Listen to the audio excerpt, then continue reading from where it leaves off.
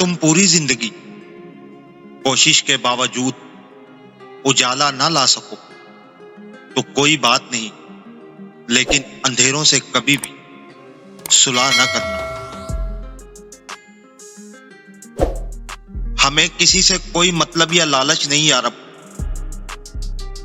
जो हमसे मोहब्बत करते हैं इन्हें भी खुश रखना, और जो नफरत करते हैं इन्हें भी खुश रखना।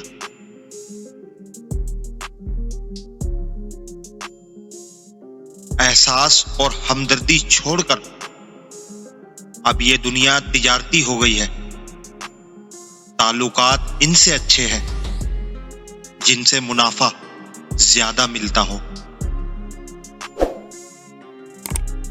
अपनी अच्छाई साबित मत कीजिए।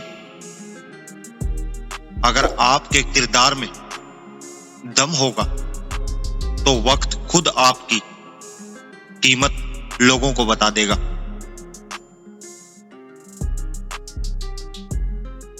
हम नीम के पत्ते को जितना मर्जी शहद में डबो दे, इसने कभी मीठा नहीं होना।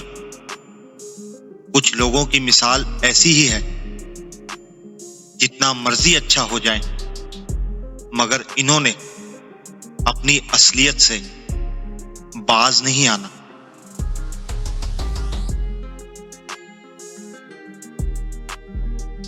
कभी कभी इंसान वाकई हार जाता है। खामोश रहते रहते, उम्मीदें रखते रखते, रिश्ते निभाते निभाते, सफाइयां देते देते और अपनों को मनाते मनाते।